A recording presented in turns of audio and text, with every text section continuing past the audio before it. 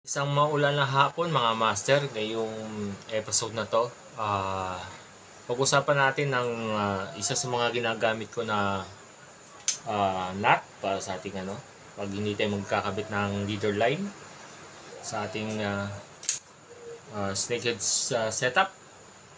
Ito mga master, Bangkok hooker twist nut.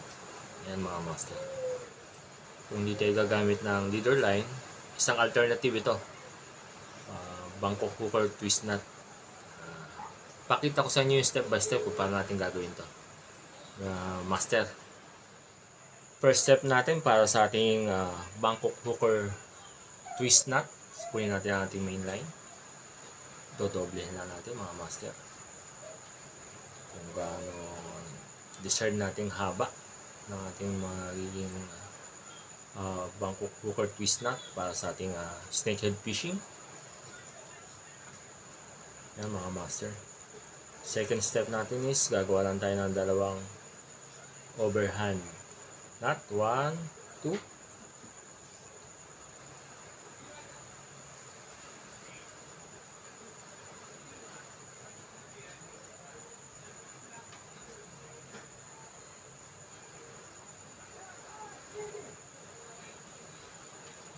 Master.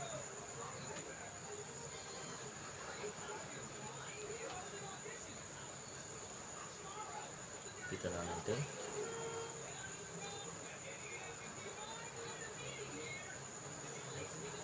Tanggalin natin yung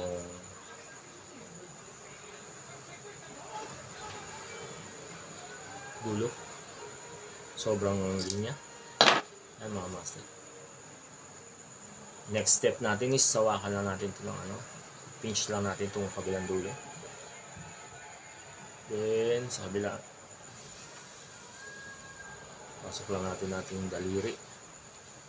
Yan mga master.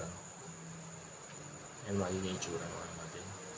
Tapos twist lang natin ng 100 times hanggang sa sumikip dito sa ating kabilang dulo ng daliri. 1, 2, 3, 4, 5, 6, 7, 8, 9, 10, 11, 12, 13, 14, 15, 16, 18, 19, 20, 21, 22, 23, 24, 25, 26, 27, 28, 29, 30, 91, 92, 93, 94, 95, 96, 97, 98, 99, 100. So meron pang kaprasong mga master. So hanggang sumikip dito. Pwede na ito mga master.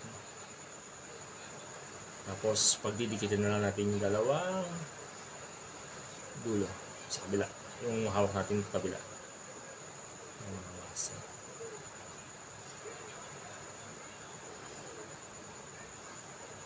Yan mga master, mag-aaral siya mag-master. Yan mga master, isang lock na lang to, pwede na to.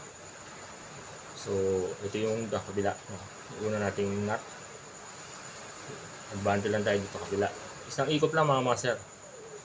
1, and then lock na natin.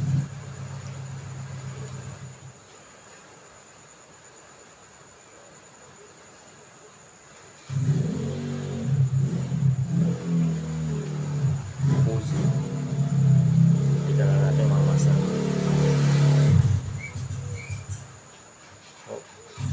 Yan na mga master, tanggalin na natin itong loose end.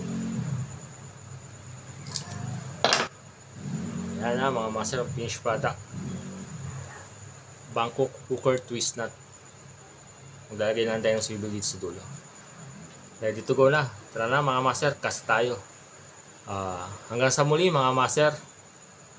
Another dagdag kaalaman sa ating mga angler. Sana magamit ito mga master sa mga future nyong fishing. Hanggang sa muli mga master. Fish out.